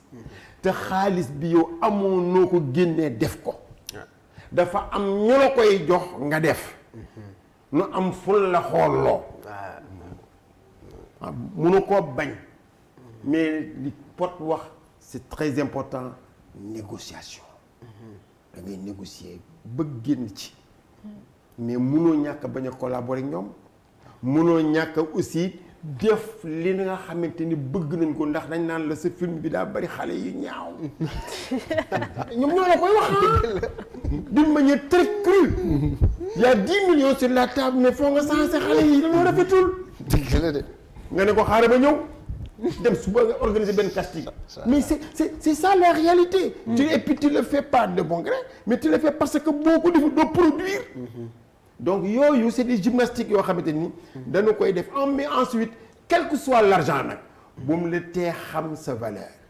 sa éducation bul ko remettre en cause quel que soit l'argent sur la table na nga xam ne tu vis dans une société qui a ses réalités. te tu dois participer à l'éducation de ses fils. yooyu yëpp paramètres yooyu boo amee nandite boo nekkee nandite di nga jël millions ya collaborer ñu ñaaw ña mettre en valeur ñu rafet ña wone loo xamante ni nit nañ ci mën a jàng. man c'est comme ça que je le vois. mais Pod yéen boo leen di tourner est-ce que am na ay normes yoo leen di respecter en matière de cinéma ak yooyu. ouais exactement côté boobu sax c'est l'aspect nag purement technique mooy lu mu wax léegi nii parce que comme ni nga wax dafa am ñu bëri ñuy seetaan. te am na ñenn ñoo xamante ne ñoom aspect technique bi kese. c'est-à-dire nga def faux raccord wala nga sauter axe wala loolu tey. am na ñoo xamante ni duñ la ko pardonner. ci saas dañ la ñun suñu réalisateur bi tout le temps day collaborer ak ses collègues réalisateurs ñoo xamante ni souvent après chaque épisode dañ koy wone ko lii mais fii nii séquence bi lumière bi lii wala là donc soo xoolee ñun côté technique am na tey benn parce que tey c'est vrai fii ñun Sénégal d'habitude contenu rek la ñuy xool. comme li muy wax d'habitude contenu rek la ñuy xool. xale yi souvent comme li mu wax jeune homme rek la ñuy xool te ça me rappelle un peu me rebondir foofu soo xoolee si Pod et Marichou xale yi moomoo la ñuy fan ak Billy parce que ñoo si guerrier yi donc dafa taxoon ba waa cours Sainte-Marie de Anne mu école mariste dañu am benn collectif parents d'élèves ñu mës a dajee parce que dañu xam ne ñoom seen doom yi dañuy seetaan série Pod et Marichou ñu wooñu on nous a convoqué ñu ñëw foofu noonu si benn salle bu mag et ce jour là mais meilleurs élèves yi lañ dajale foofu ñu woo ñu briefé ñu ne ñu dañoo bëgg ngeen wax ak xale yi conseil leen pour ñuy jàng donc on était là on les a conseillé wax leen ne que tamit jàng bi même sax su ngeen nee naan da ngeen bëgg jouer il faut que tey ngeen am benn niveau intellectuel parce que toll nañ fenn foo xamante ne sax benn niveau bi soo ko amul doo mën jouer parce que am na yenn rôle yoo xam ne doo ko mën incarner. donc dañ dem exactement doo mën voilà donc ce jour là c'était benn journée bu enrichissante boo xam ne on avait rencontré les élèves ñu conseillé leen mais jour boobu ba moo jëlee parole wax leen ñu jàng mais élèves yi di poser ay questions yooyu noonu mais élèves yi dañoo rey seen bopp donc ku ci nekk tey dafa am ñu ngay seetaan dafa am lu tax ngay seetaan donc ñu loolu souvent dañ koy soulever mais normes yi surtout moment bi fi ñu toll peut-être début bi doon nañ bàyyi yéen foo raccord yi xaw ci mais là on a plus le droit à l'erreur surtout ce côté technique. Et les textes sont écrits, il y a pas d'improvisation. voilà yooyu amatul parce que tey acteur dëggantaan sax comme ki ngay wax nii Mage moom bu américain bi la ñu koy def moom texte am dañ koy jox la veille jour tournage soo ko joxul texte am mu toog nee dana naan du jouer son texte dañ koy jox la veille mu jàng ko mu ñëw toog mu jouer donc tey c'est-à-dire am nga benn niveau professionnel boo xamante ne c'est sûr que da koy laaj donc là on est obligé ñu kii normes yi quoi waaye. man professeur li ma bëgg a xam. tey jii on a beaucoup parlé des séries ak yooyu. mais avant séries yi li ñu doon gën a gis c'était les télénovelas. on se souvient de ay Marimar ñoom Pod mi leer na ma ne daan na ko seetaan moom tamit. xam nga ay Rosa Salvaje. ay Ruby ak yooyu yëpp. mais naka la tey jii séries yi def ba détrôner pouvoiru télénovela yooyu. mais parce que dañoo jël seen place dañu doon fekk dañu doon def mooy attirer nit ñi. ñoom ñu dugg ci ba dañu raw dàq ñun. c'est-à-dire ñu dañu wane ba sax ñoo xam ni tubaab yi sax duñu ko wane ñun. et c'est ça le problème. et j'aimerais quand même peut-être sur le côté technique bi mu wax. je suis pas technicien. mais dire quand même que c'est vrai qu'il y a une évolution. que booy xool théâtre njëkk yi da nga naan seetaan télé gis micro bi. cadrage bi day am problème. mais aujourd'hui ils ont beaucoup investi dans la production. ñi ñuy seetaan ñi nga xam ne ay spectateurs lañ dañu bëgg voir de belles images. di dégg bu baax li ñuy wax. et quand je prends l'exemple par exemple un café avec. xam nga je crois à un moment donné ils ont collaboré avec Gelongal. effectivement ça c'est des niveau bi c'est des belles images. et parce que qui seetaan aussi a besoin de belles images de belles prises de vue. c'est important. c'est important et donc par rapport à ces novelas là parce que ñii téléfilm yi nag aussi. dañu surfer un peu sur ce côté-là sexualité vulgarité ces vices de la société di ko refléter c'est un peu ça parce que aussi quoi qu'on puisse dire un théâtre doit refléter une société mais toujours avec une certaine responsabilité ñii dañu nekk ci genre bu xaw a particulier parce que defuñu théâtre mais defuñu aussi cinéma c'est pas du cinéma exactement téléfilm la c'est pour une diffusion télévisée exactement et que télévision mais foo dem ci Sénégal ma nga fa foo dem am na télé donc théâtre yi c'est vraiment destiné à la société sénégalaise moo tax moi je pense que on doit l'encadrer davantage parce que il y va de votre responsabilité il y va de votre intérêt parce que nag bul yaakaar ni am nga sa réalisateur am nga sa produit que am nga say ñi lay say sponsor que am nga télé boo koy produire que dafay jàll gis nañ fi émission yu commencé mais CNRA woo leen ne leen wàññi leen lii dindi leen lii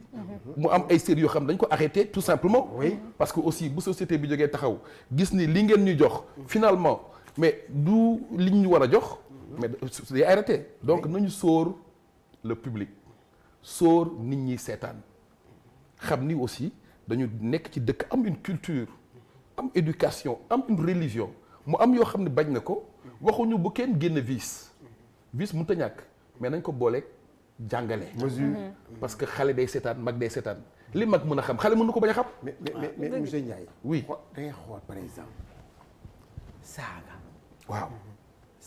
waaw c'est une société ni mu garaay ñu ak ni ñu yaree ñun suñu kër yi boo musaana wax benn baat bu nuroog saaga sa maam kaata la sa yaay duma la sa papa pini la parce que dangaa saaga léegi saaga daa dem ba mel ni mode dafa banaliser aussi téléfilm yi regarde non même dans la société regarde man j'ai fait une vidéo boo xamante ni dama génn vidéo bi nii xale yi bu leen roy ñiy saaga ci internet bi saaga baaxul bien sûr je l'ai fait je l'ai amuñu ko gis statut parce que j'avais peur parce que dañoo dem ba mujj saaga dafa mel ni gosandu awoy la rek que ni maanaam tout le monde doit appeler à mu neex daal saaga or que yooyu nag waxtu baa ngi ñuy waaj a def nañ ko ci bàyyi xel pour y aller très vite rek dafa am ay questions des internautes kenn ki mu ngi laaj mu ne pourquoi tout le temps si téléfilm bi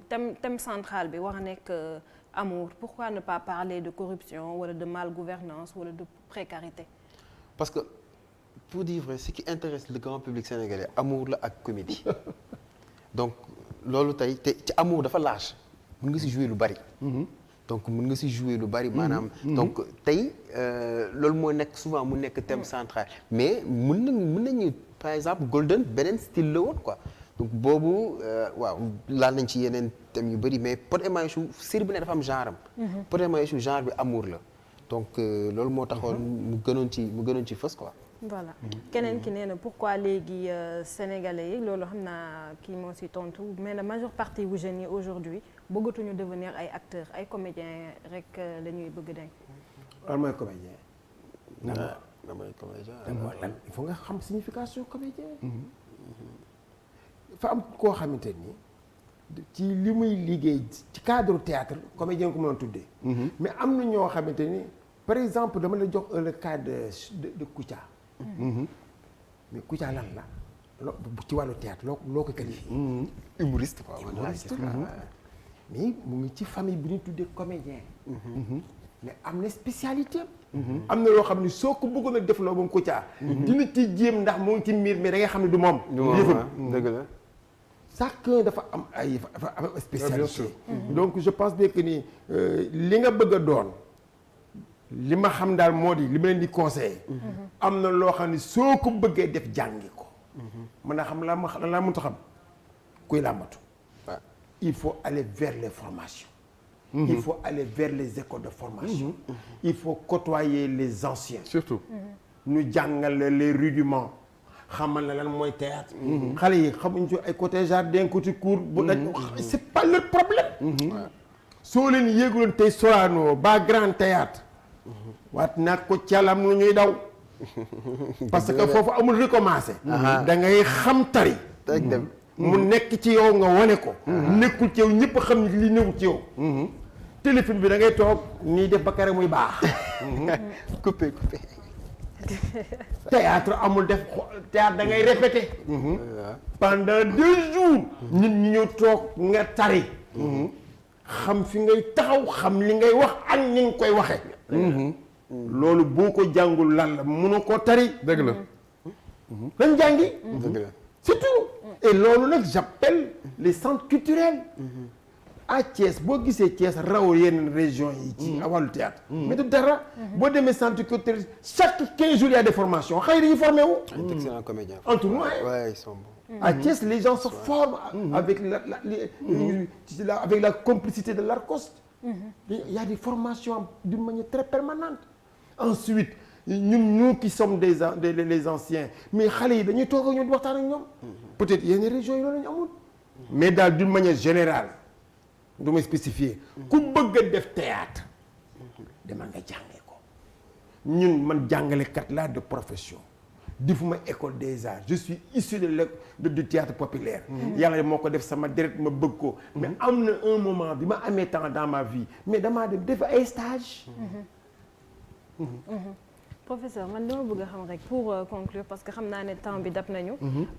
est-ce que réellement li ñuy wax téléfilm yi dafay am retour ci dans notre vécu réel. ah mais bien sûr il y a un impact réel. ban effet la ñuy produire ci spectateurs yi ñu leen di seetaan est-ce que tey jii koo xamante ne man par exemple ma jël man par exemple loo xam ne nekkul ci man mën naa seetaan benn série ba mu influencer ma lu ma dul woon def ma dem def ko. mais moi je pense que c'est très possible parce que xale yi aussi xale la. te ñii xale yi ñoo leen di seetaan pot mi xaw ma ko mosuñu tey lañ doog gisee mais leer na bu génnee ci mbedd mi du mën a dox ak tàngam xale yi topp ko. parce que dañ idole la ci ñoom. parce que dañ koy gis Marichou pareil. donc ñii ils n'ont pas droit à l'erreur. moo tax dañu am responsabilité bu mag a mag a mag parce que xale mag ñëpp leen di seetaan. moo tax jàpp naa ni ñu mel ni ñuy tey nekk ay mag. dañ leen war di collaborer ak ñoom. parce que c'est la jeune génération gis naa ko ci ak waa Wiri Wiri ñu dem jëli ku mel ni Moustapha Diop. am na ci théâtre mu feeñ ah oui c'est important. disons mën nañu jàpp ne ñoom mag nañu ay mag ay sànneex mën naa théâtre mais chaque jour da ngay jàng le talent n'exclut pas l'apprentissage. tout à fait. talent mën nga ko am c'est un don. mën a théâtre te doo dem école des beaux-arts mosoo ko jàng mais am talent la mais le talent n'exclut pas l'apprentissage. merci beaucoup. nit ñi yéen da ngeen a mbappat c'est toute la différence entre yéen ak xale tey. yéen da ngeen a mbappat ñi mbappatuñu. ñi ci ëpp xaalis mooy ci dugal. avant grand combat yi. loolay problème bi. yéen avant grand combat yi. Papa Cheikh xanaa bàyyi la rek nga sànni say kàddu yu mujj après tàggoo parce que heure bi dab nañu. non c'était un plaisir parce que boo toogee un intellectuel da ngay jàng ci moom.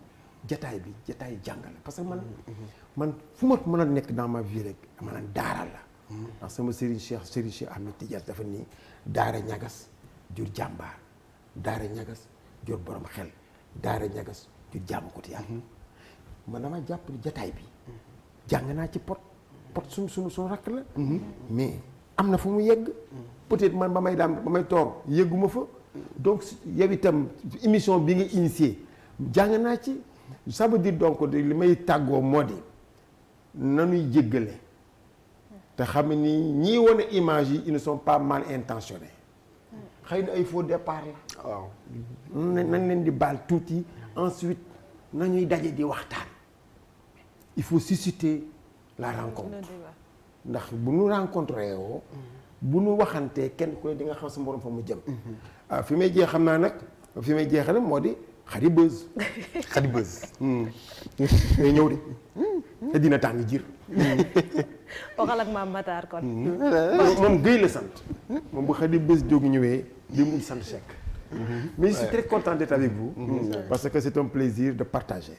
vraiment. macha allah Pod ñu bàyyi la nga tàggoo. waaw bon comme en fait franchement échange bi c'était bien ah. donc am na si bëri lu ñu si jëlee. mais waaw pour terminer man waaw. comme lu may wax je me dis que suñu échanger dinañu je pense que tey dinañu am lu bëri loo xamante ne képp kuy def production ah moi je pense que bon dina am erreur peut-être mënul ñàkk mais tey suñ demee bi ci biir après di nga ne ah ok même yow sax sa yow mi def di nga xam ne peut-être yow fii nii xëy na ëpp parce que man muy yeneen producteurs yi ak comme bon bëgguma ci dugg carrément nii mais ñi ñuy wax man waxtaan naa ak am na ñu si nekk ñoo xam ne waxtaan naa ak ñoom. parce que kenn koo xamante ne sama gain la mi ngi foofu noonu waxtaan nañ ma wax ko li ma dérange carrément également aussi encourager ko parce que tey dañuy waxtaan dañuy échanger ci biir ñu may wax ñoom naka la ñuy liggéey et tout. donc man lu ma mën a xam c'est-à-dire am nañ rafet naa njort. ba pare am naa njort bu rafet ci ñoom ni ñu bëgg a liggéeyee quoi. donc je me dis que Jamra aussi dañ fi nekk pour réguler. on a besoin d'eux pour que tey ñu ne ñu ok lii ak lii sóoraale leen fii genre yooyu mais moom pour man affaire bi waxtaan la war a nekk mais waru doon attaque. xam nga peut-être Mouhamed ak approche am moo xaw a metti day ñëw juger la ne la da ngay def ni lu bon alors que peut-être yow kii woo foofu noonu. noonu pour man approche am rek waaw moom approche am su ko xoolaatee maison de prod bu kii mu ñëw approché la ne la écoute bon lii ak lii fii sóoraale fii mën na nekk échange. parce que dafa mel ni scénario bu nekk dañ koy càmbar xoolaat ko lii ak lii dañ jënd fii nañ wàññi fii moom ko suñu defee noonu mën nañ trouver terrain d'entente ba nga xamante ne production yi mën nañu jàll di jàngale sans kenn bañ ci am benn. am na jeexital sax ci koor gi. exactement koor gi gënoon na fee metti di.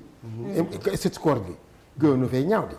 mais léegi les gens ils ont mis de l'eau dans leur vin. exactement léegi boo xoolee xale yaa ngi jubbanti seen scénario yi. ñu ngi jubbanti koor gi di ko gën a adapté koor gi. au départ boo ko seetloo woon. daa mel ni doon saboté. dëgg la professeur ma bàyyi xanaa wax ni c'est avec plaisir ça a été avec plaisir de partager le plateau ak suma frères yi Cheikh Seck Pod. remercier la aussi ci invitation bi xanaa wax rek ne c'est vrai que on a parlé de la responsabilité des téléfilms mais bu ñu fàtte la responsabilité des télévisions parce que nag film bu amul télévision duñ ko wane. déedéet mais il y a les plateformes il y a les plateformes je pense. oui yoo xam ne ça mais télévision moo gën a accessible. mais ñu bëri léegi seetaan ci ko ci télé bi ñu bëri dañuy bàyyi mu pare. ñu dem seetaan ko YouTube xam nga loolu Dakar rek la mais boo génnee ci biir gars yi télé lañu am. télé lañu am village yi ñu bëri donc télévision yi da ngeen am cahier de charge. te da ngeen war a éduquer ñii dañu war a éduquer yéen lu ñu leen jox war ngeen koo xool bala ngeen koo jox seen public. et di ñaan donc suñu borom defal jàmm ñoom it ñu gën a xool nag xam ni dañu am responsabilité bu mag. am ngeen liberté mais liberté bu ànd ak responsabilité la. tout à fait. kon nag jërëjëf seen émission Ndiathiar fii la ñuy yem ak yéen ba beneen talaata di leen jaajëfal di remercier équipe technique bi ma accompagné pour émission bi. di leen wax bonne suite des programmes sur ITV.